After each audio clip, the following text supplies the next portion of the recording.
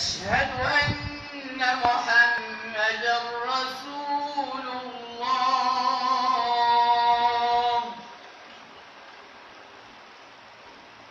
حي على الصلاة، حي على الصلاة،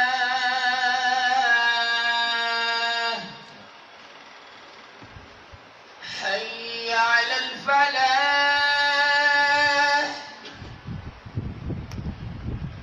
حي على الفلاح.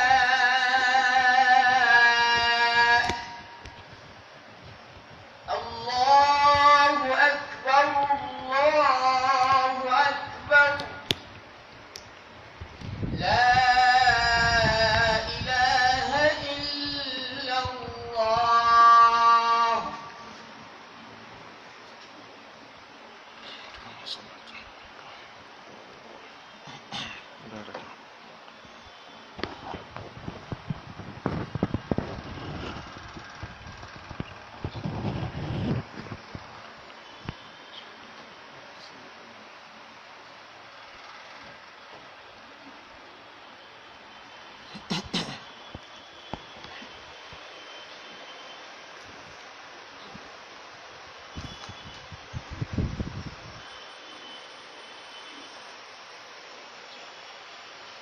إن الحمد لله نحمده ونستعينه ونستغفره ونعوذ بالله من شرور أنفسنا وسيئات أعمالنا. من يهده الله فلا مضل له ومن يضلل فلا هادي له، وأشهد أن لا إله إلا الله وحده لا شريك له، وأشهد أن محمدا عبده ورسوله صلى الله عليه وعلى آله وصحبه ومن تبعهم بإحسان إلى يوم الدين. أما بعد، فأوصيكم ونفسي بتقوى الله عز وجل. يا أيها الذين آمنوا اتقوا الله ولتنظر نفس ما قدمت لغد واتقوا الله إن الله خبير بما تعملون. أيها المسلمون، لقد شرفنا الله تبارك وتعالى بأن نكون عبادا له في هذه الحياة، وعبوديتنا لربنا منقسمة على القلب والجوارح، وعلى كل منها عبودية تخصه. وحديثنا اليوم عن عبودية القلب التي يغفل عنها بعضنا أحيانا ويقصر عبوديته لربه بعمل الجوارح، مع أن عبودية القلب هي الأصل وعبودية الجوارح تبع لها. عباد الله، إن الأعمال القلبية لها منزلة عظيمة في الدين، ومنزلتها تابعة لمنزلة القلب في الجسد. تلك المنزلة التي بينها النبي صلى الله عليه وسلم في قوله: ألا وإن في الجسد مضغة إذا صلحت صلح الجسد كله وإذا فسدت فسد الجسد كله، ألا وهي القلب. أيتي الله سبحانه وتعالى en juuli en nulaaɗo meɗen Muhammad sallallahu alayhi wa sallam, en du'anike dennanaangal sahabaɓe makko e jokkuɓe ɓe hoore ko moƴƴi. ɗen tori Allah e waɗo en e maɓɓe. si ɗum yawti haray mi wasiike o musidɓe tedduɓe, mi wasiike hoore an yo en ɓeydu hulugol Allah subhanahu wa ta'ala, waɗa yamirooje makko ɗen embere mbawdi me en ɗin, terto pottito dendanangal haɗoje makko ɗen, sabu ko ɗum woni sabu malal yo Allah malno en. musidɓe julɓe tedduɓe, Allah subhanahu wa ta'ala teddiniri en nde woneten jiyaɓe makko e ɗan ɗo gurdan. haray jiyankaku ngun non, jiyankaku men ngun telen e joomi men hino fecci pecce ɗiɗi. jiyankaku goo ko jiyankaku yowodirngu e ɓernde nden, ɗi maana golleji ɓernde nden. jiyankaku goo ko yowodirngu e golleji tere ɗen. haray noon ɓernde ndew wo tere ɗew wo kumbe hino jogii jiyankaaku ma ɗum golleeji tawayɗi hino hertori hino yowondiri e mum haray hannde inchallahu taala en yewtay ɗo seeɗa e ko yowondiri e jiyankaaku ɓernde nden e golleeji ɓernde nden ngun jiyankaaku ɓernde tawa ngu yoga e me en hino welsindo e mum e saa'i hara hino raɓɓinɗino telen ko yowndiri e jiyankaaku ɓernde nden bal hino wakkilo tun e golleji tawayde ko yowondirɗi e tere ɗen wondude noon tawde jiyankaaku ɓernde nden ko ɗum woni lasli on jiyankaaku tere ɗen ari noon kañum kadi jokki ɗon musidɓe julɓe tedduɓe haray golleji ɓernde nden ko marɗum manzila maru ɗum martaba mawlanaro e ka dina on martaba ɗon noon ko honto ɗin golleji ƴetti ɗum ɗon ko ƴetti ɗum ɗon ko e nde ɓernde martaba mayre on nde ɓernde ndenulaaɗo men sallllahu alayhi wa sallama holli en wondema haray sinde moƴƴi neɗɗo on o moƴƴi yo allah moƴƴina en ɓerde ɗen sinde boni kadi wa kadalika haray on tigi boni yo allah on dandu en ɓe maaki ala wa inna fil jasadi mudga ɓanndu ndun huyreyno ka ɓanndu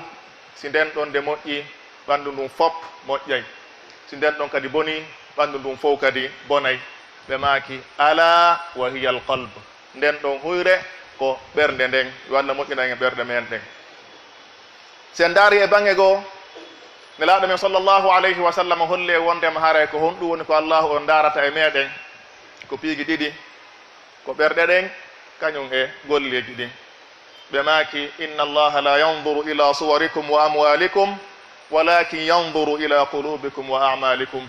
ɓe maaki allahu on darata e mbaadiji moon ɗin o darata kadi e jawle moon ɗen kono ko honɗum o darata ko ɓerɗe moon ɗen kañum e golleji moon ɗin yo allah moƴƴinan en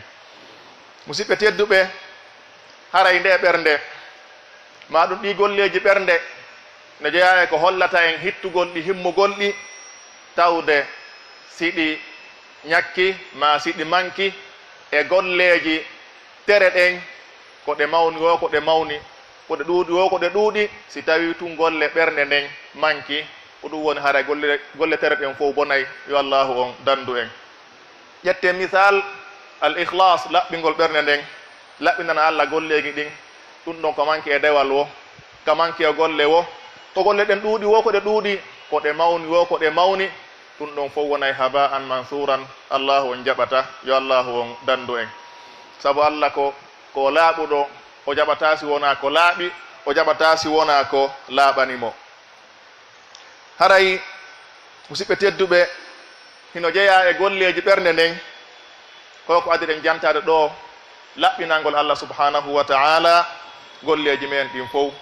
sabu ko ɗum koni ko allahu on yamiri en allahu on daali wa ma umiru illa liyabudu llaha mukhlisina lahu ddin en yamiraka si wona yo rew allah koye laɓɓinanɓe mo honɗum diina kan laɓɓinanen ɓe mo diina kan ka dewal e rewata si wona kanko laɓɓinanen mo kadi honɗum anniyeji ɗin ko waɗɗe wo hara ko sabu makko woni ko waɗirɗen naado golle ɗen ɗe jaɓatake nelaɗo men sallllahu alayhi wa sallam kadi maake hadis mo annduɗen en fof hunji ɗen innama al a'malu binniyat wa innama li kulli mri'in ma nawa oɗo hadis ɗiɗo kalimaji ɗiɗi ma ɗiɗo konngudi ɗiɗi konngol aranon ngol ko yowondir ɗum jumla aranon ko yowondirɗo e honɗum e sellugol golleji ɗin e jaɓegol ɗi ɓe maaki innama al a'malu binniyat golleji ɗin fop ko sabu anniyeji ɗin sellirta ma ɗum wonata hara sella ko sabu anniyeji ɗin allahu on jaɓirta ma ɗum o ronka jaɓirde si anniyeji ɗin laaɓi allah jaɓa o hokka on tigi baraji si anniye on boni golle ɗen bona hara jommum ko perdi yo allahu on dandu en jumla ɗimmo on wa innama al a'malu binniyat golleji ɗin fof haray ko anniyeji ɗin woni ko golleji ɗin wa innama li kulli mri'in ma nawa haray neɗɗo be neɗɗo e golle ko golli kon yo andu ko ɗe ɗuuɗi wo ko ɗe ɗuuɗi ko embere ko laɓɓinani allah subhanahu wa taala anniye o wo ko embere ɗum ɗon o heɓata joddi mum so wonti golli golle bus goɗɗo ngol anniye on no laaɓi goɗɗum ngo anni e on laaɓa yo andu koko anni e on laaɓani Allah kon tun ko ɗum ɗo woni ko Allah on yeɓatamo amma ko anni e on tawata ko fi Allah ma fi goɗɗo goo Allah e goɗɗo ma fi yo yi'e ma fi yo nane ma yo mante yo andu haray o ala baraji ka Allah yo Allah on dandu en innamal a'malu binniyat sihhatan wa fasadan wa innama likulli imri'in ma nawa ko yondir hon ɗum ko ajran wa sawaban musidɓe julɓe tedduɓe ina jeeya kadi e golleji ɓernde nden taalluqul qalbi bi a'malil khayr yowitagol ɓernde nden hara hinde yowodiri ma nde yowiti moƴƴa e gollugol moƴƴereji ɗin hara no onti gaynir gollugol golle moƴƴe ɓernde nden yahiteki san e gollugol golle moƴƴe goo neɓale ko suuma e maayi no suuma e maayiri hara on tigi hino sawta ha yo suumaye kadi artu on tigi hoora suumaye saabu ko andi baraji suumaye ko wondi e mum kon wono noon kadi so waɗoy umra yo Allah newna en fof o arti hara kadi sowndo wohimo hawqitani sowndo yo heɓu yo Allah on newnanmo o yaha kadi wattoya umra wono noon kadi so hajji yo Allah newna en fof hajjanga suudu makko o jaɓana en golleji ɗin hara kadi no hajji ngun gasiri himo weli himo faala kadi ha yo artoy hara mo newnana o fillitoyo kadi o yaha o hajjoya ɗum ɗo fof haray ko yowagol ɓernde nden e golleji moƴƴi wono noon kadi julde nden sinde salminama o yahi ka gollata ɗum maka makko hara sowndo wosombo sowndo wosono ɓernde nden hino yowiti e julde nden sayi nde yoni no noddinira hara o wiyat ko tigi san o yaha ka juulu ka juulete toon ka juulirɗe o juula julde nden ɓernde makko nden sowndo wosowndo hino yowiti e hon ɗum e gollugol ko moƴƴi nelaɗo men sallallah sallam ɗe andi ɓe maaki kaɓe janti ɓe jeeɗiɗo ɓe Allah on ɗuwoyta ka ɗowdi mum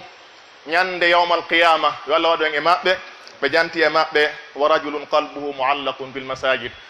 no jeeya e ɓe gorko taw ɓernde makko nden hino yowi e juudirɗe ɗen yiɗugol ɗe hara no faala ha sowndo o yahugol e majje sabu ko andi baraji koni e mum kon hay so ala toon ɓernde makko nden hino yowi e juudirɗe ɗen sabu haray ko ɗum ɗon sendi hakkude gonɗinɗo no karama ko ɓe wiiri noon e munafiqijo gonɗin ɗon ka juulirde hino wawi wa lingi wongi e nder ndiyan nafqi on ka juulirde hino wawi wa sondu wondu e ono wiyete kafas ko tawata ndu wawata yaltude kono on ɗo way ka juulirɗe amma oɗa hino wawi wa lingi wongi e nder ndiyan hara hino fowti toon ɓernde mum nden hino waali toon yo Allah waɗu en gonɗimde hino jeeya kadi e golleji ɓernde musidɓe tedduɓe yelagol ko moƴƴi golla kadi fi waɗugol ko moƴƴi waɗa kadi sabuji ɗin fof fiyo waɗu ko moƴƴi neɗɗo on hiɗa yiya ɗo goɗɗo no waɗa ko moƴƴi maha juulirde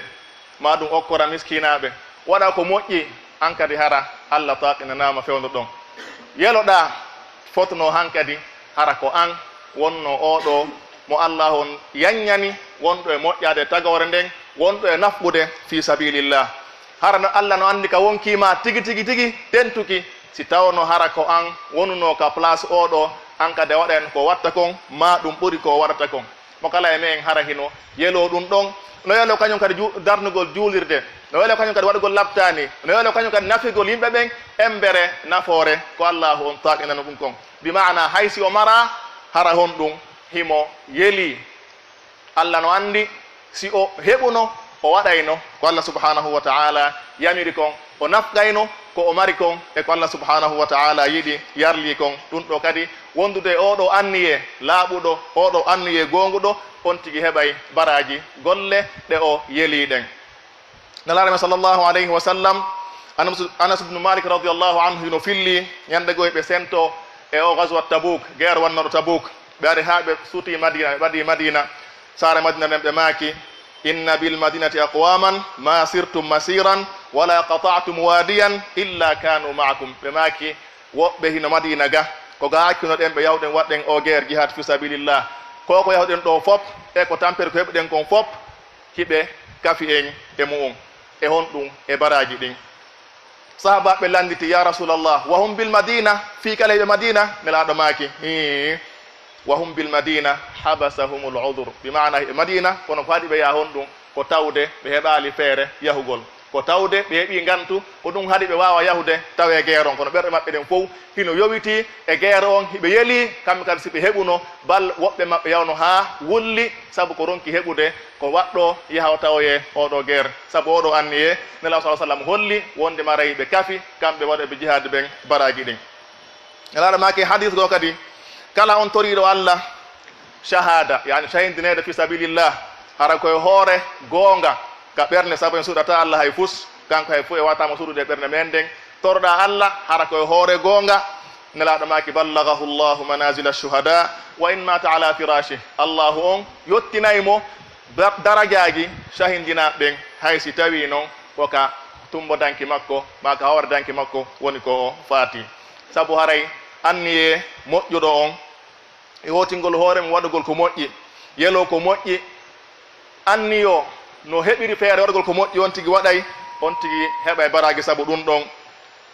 o heɓa baraji saabu on ɗon anniye mo wiɗen mo yeli ɗum ɗon haray kadi ko golle jeeya ɗum e golleji ɓernde nden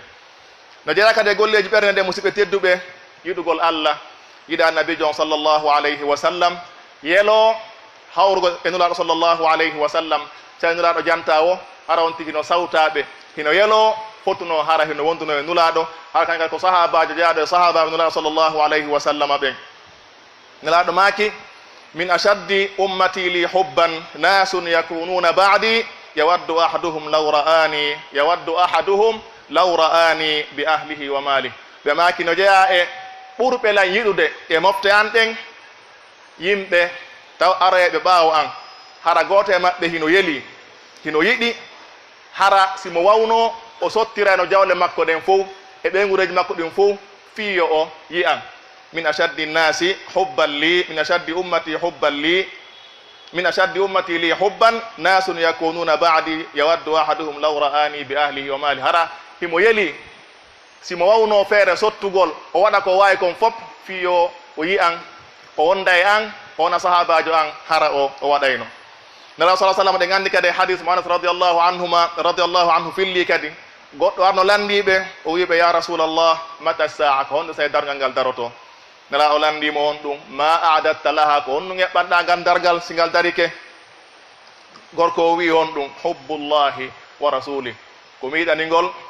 komi eɓɓani dargal ngal ko giggol Allah e giggol nulaɗo on sallllahu alayhi wa sallam nelaɗo maki on ɗum anta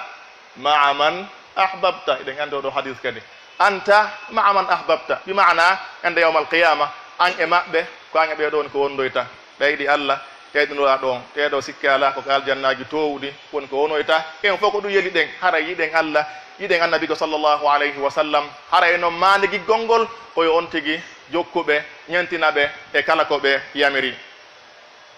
kono noon kadi no jeeya e golleji ɓernde musidɓe tedduɓe foko wiyete ham o himme ma suno mo on tigui heɓata ka ɓernde mum si nani julɓe ɓen hino tampina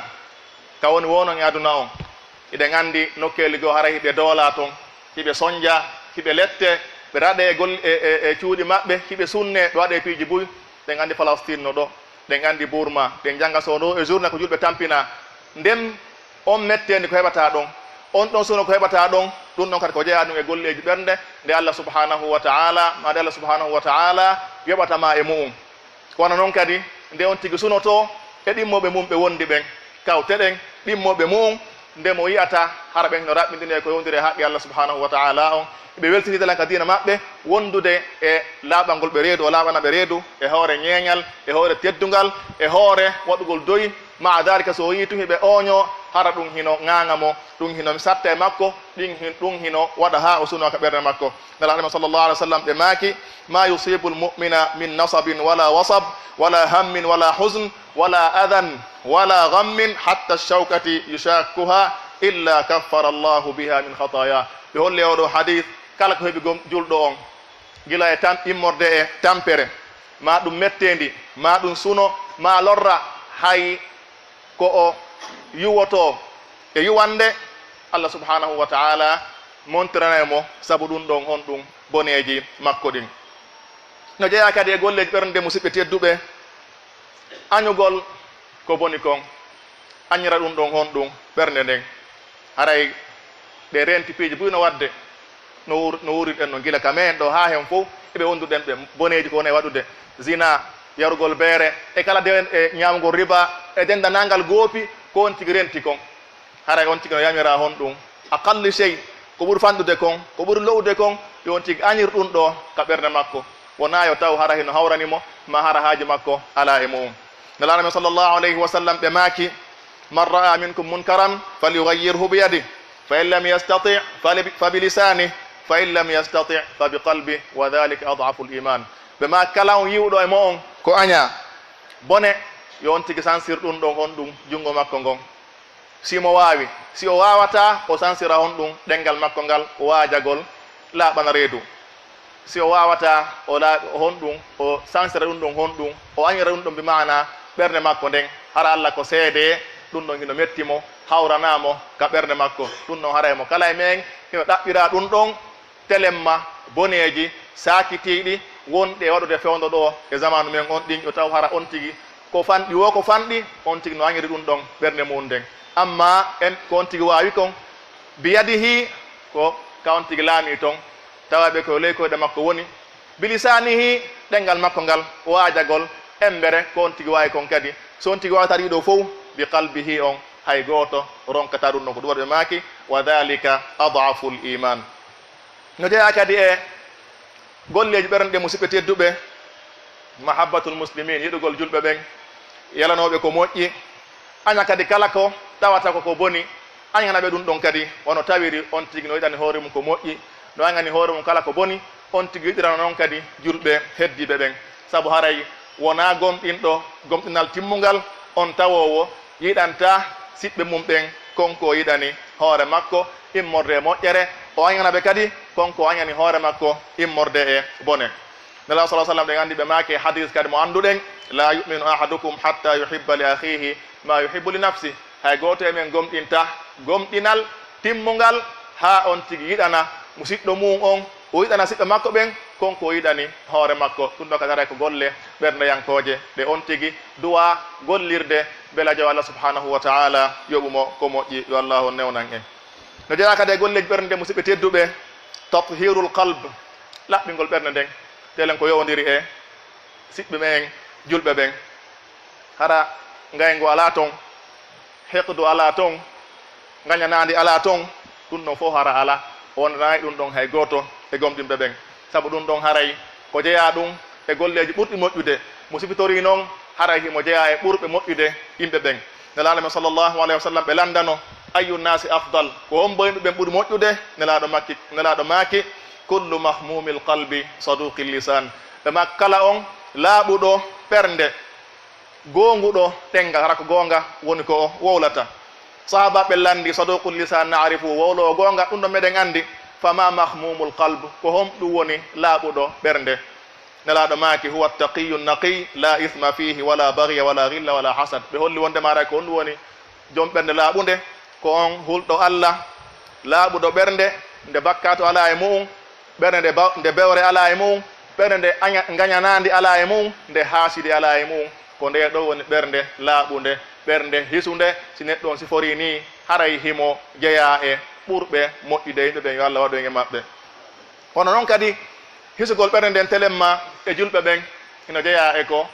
naadata on tigi aljanna yo allah naado en aljanna ko ɗum faala ɗen